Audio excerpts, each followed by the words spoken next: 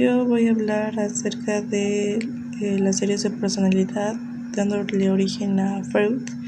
Y bueno, estas teorías se remontan a un contexto en el cual Anna, que fue paciente de Breuer desde 1880 hasta 1882, cuando su padre falleció, la paciente empezó a rechazar la comida y desarrolló una serie inusual y extraña de síntomas, es decir, que perdió la sensibilidad de las manos y pies, así como parálisis parciales y espasmos voluntarios. También presentaba alucinaciones visuales, o mejor conocidas como visión túnel. Y bueno, cada vez que los médicos lo examinaban era estudiar estos síntomas que parecían físicos, pero no encontraban una causa física demostrable. Sin embargo, 11 años más tarde, Breuer y su asistente, Sigmund Freud, escribieron un libro sobre la histeria donde explicaban su teoría, es decir, que la histeria es el resultado de una experiencia traumática que no puede aceptarse en valores y comprensión del mundo de una persona, pues las emociones siempre están asociadas al trauma y no se expresan de manera directa, simplemente se evaporan a través de conducta de forma vaga. Sigmund Freud nació el 6 de mayo de 1856 en una pequeña localidad de Moravia llamada Freiberg. Freud era bueno en el campo de sus investigaciones, concentrándose sobre todo en neurofisiología e incluso llegó a crear una técnica especial de atención celular, pero solo existía un número limitado de puestos y por supuesto había otros encima de él. Sin embargo, Brooke le ayudó a conseguir una beca de estudios, bueno, primero con el gran psiquiatra Charcot en París y posteriormente en Nancy, con el que más tarde sería su rival, Barry. Ambos científicos estaban investigando el uso de la hipnosis en los pacientes histéricos. Los principios se basan en la mente consciente, es decir, aquello de lo que nos damos cuenta en un momento particular, así como percepciones, memorias, pensamientos, fantasías y algo que se llama como preconsciente, que es a lo que llamaríamos memoria disponible, es decir, todo aquello que somos capaces de recordar, aquellos recuerdos que no están disponibles en el momento. La parte más grande está formada por el inconsciente. Incluía aquellas cosas que no son accesibles a nuestra conciencia, es decir, muchas que se habían originado allí como impulsos, instintos. Freud no inventó exactamente el concepto de la mente consciente versus la mente inconsciente, pero desde luego la hizo muy popular rápidamente. Cuando en un momento particular, las percepciones principales de las memorias del pensamiento y los sentimientos. En ello tiene el trabajo particular de preservar el principio del placer, el cual puede entenderse como una demanda de atender la forma de las necesidades. El yo apoya la realidad a través de su conciencia, buscando objetos de satisfacer los deseos del ello que el ello ha creado para representar las necesidades organizativas. La energía motivacional de estas pulsaciones de vida en realidad son los deseos y los impulsos que tenemos nosotros. La vida puede ser incluso un proceso bastante doloroso y agotador para la mayoría de las personas, para otras no es tan dolorosa. Y para la otras tipo de personas existe más dolor que placer. El hecho es el que busca el placer, el que siempre está inconsciente. El super yo es el que sigue las reglas oralmente, que es el que está consciente. El yo es más el sentimiento de la culpa, que es un intermedio entre el yo y el super yo, que es el que analiza las cosas.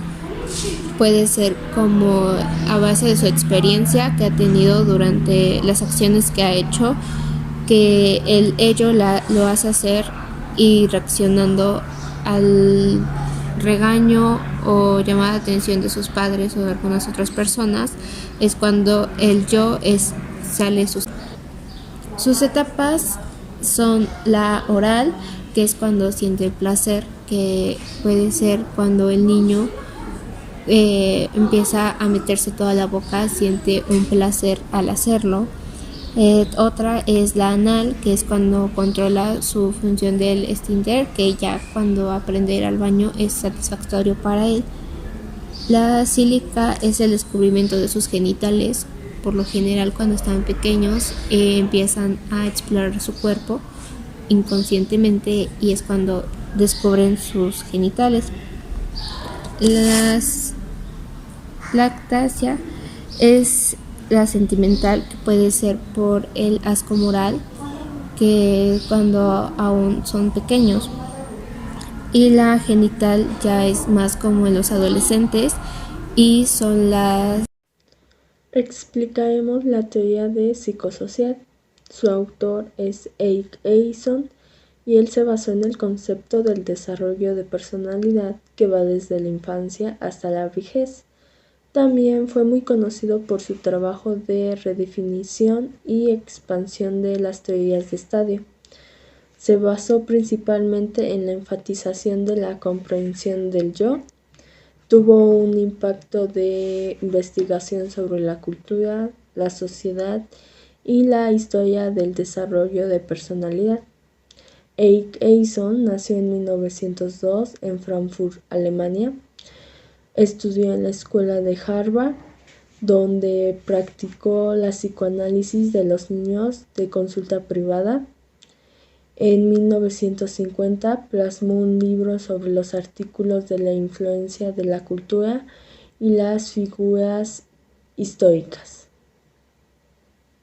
Principales aportaciones del estudio del desarrollo humano. Uno de los aportes más importantes de Erik Erikson son sus conceptos de identidad y crisis de identidad. Él elaboró una teoría de desarrollo de la personalidad a la que se le fue dominada teoría psicosocial. Él sostuvo que el desarrollo de la personalidad no acaba en la adolescencia, sino que continúa durante todo el ciclo de la vida. Cada etapa tiene un comprobante positivo y otro negativo. Esta teoría tiene 8 etapas. Una de ellas es la confianza versus desconfianza. Esta aparece desde el nacimiento hasta aproximadamente los 18 meses. Es la etapa sensio-oral. La tarea consiste en desarrollar confianza sin eliminar completamente la capacidad de desconfianza. Es cuando el niño se desarrolla de un mundo especial a un mundo social. La segunda etapa es la de autonomía versus confidencial. Esta corresponde al llamado estadio anal muscular que se presenta en la niñez temprana. Se presenta alrededor de los 18 meses hasta los 3 o 4 años de edad. La tarea primordial de esta es alcanzar un cierto grado de autonomía. Se le da a los niños una libertad sin restricciones, con una ausencia de límites. Después se encuentra la iniciativa versus culpa. Este es un estadio genital locomotor, o lo que también se le llama edad del juego. Comienza de 3 a 4 años hasta los 5 o 6 años aproximadamente. La tarea fundamental es la de aprender la iniciativa sin ninguna culpa. Se tiene como respuesta positiva ante los retos del mundo, asumiendo responsabilidades, aprendiendo nuevas habilidades, entre otras cosas. En la cuarta etapa está la de laboriosidad versus inferioridad. Esta se basa de los 6 a los 12 años de edad. En este periodo aparecen comparaciones con los demás, el querer hacer infinidad de actividades y planes. Los niños son capaces de reconocer sus habilidades y las de sus compañeros y quieren componerlas a prueba continuamente, quieren experimentar cosas que en algún momento no han podido llegar a ser.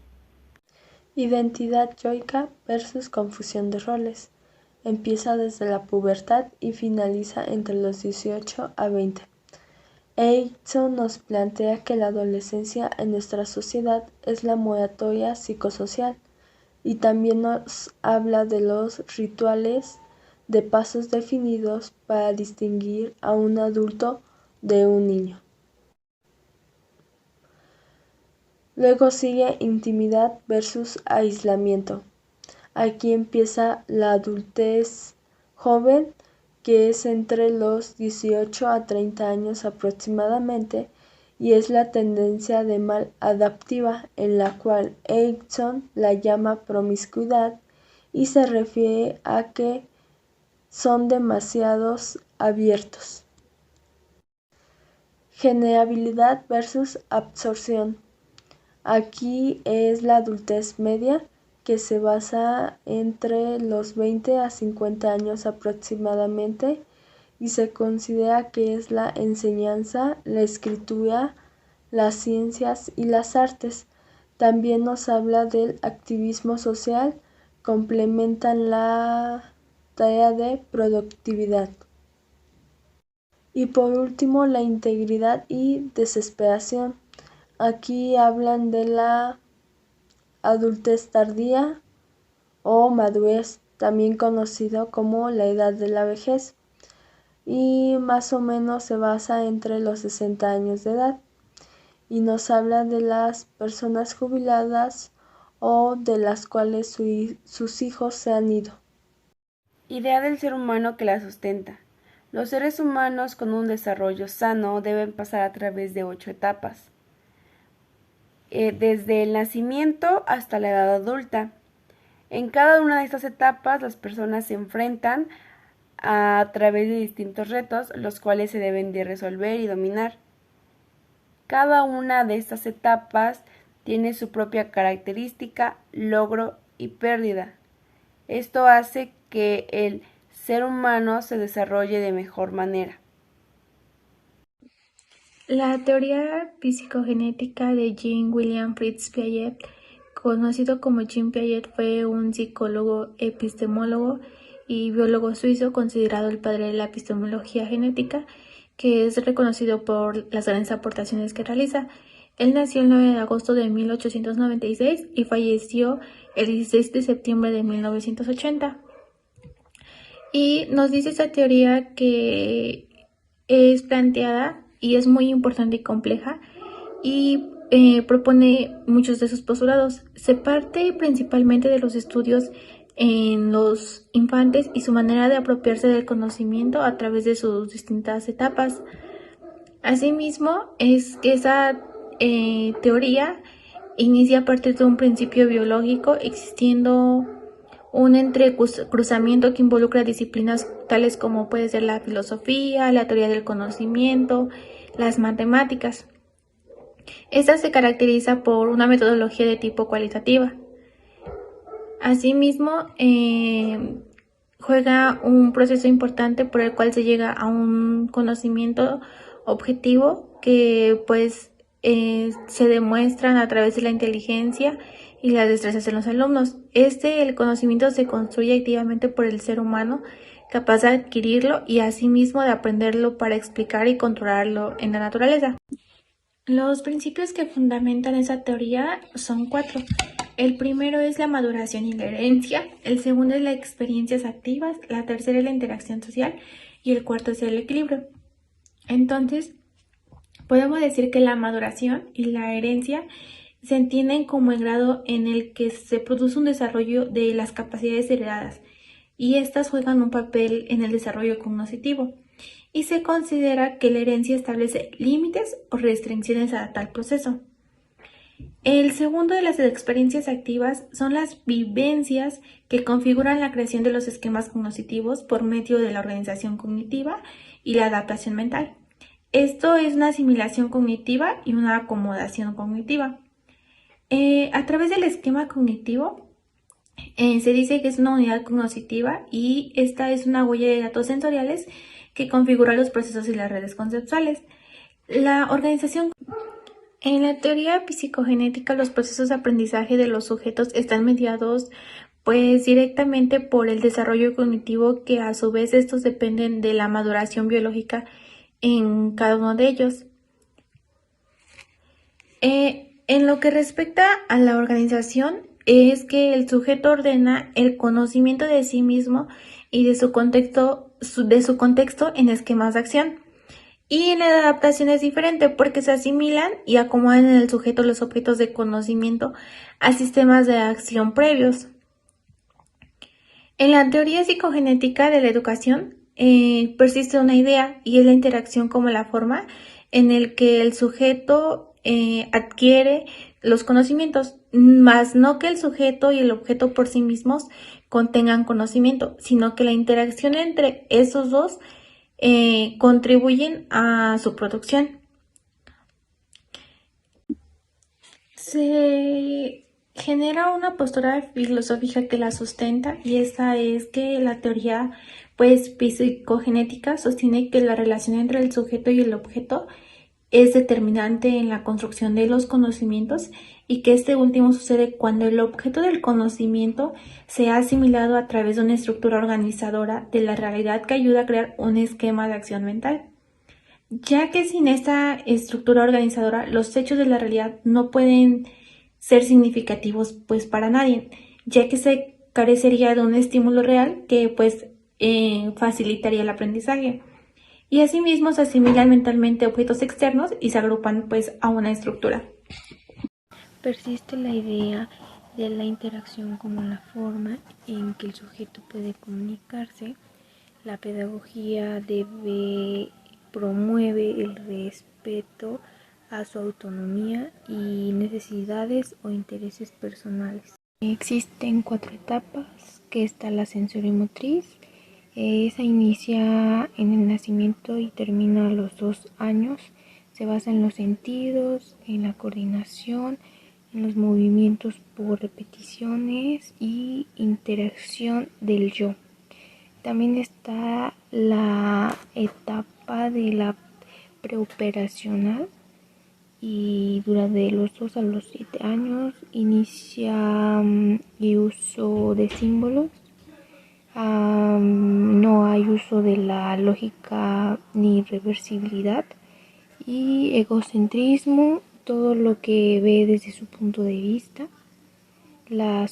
Está la otra etapa de operaciones concretas, dura de los 7 a los 12 años, existe un uso de lógica.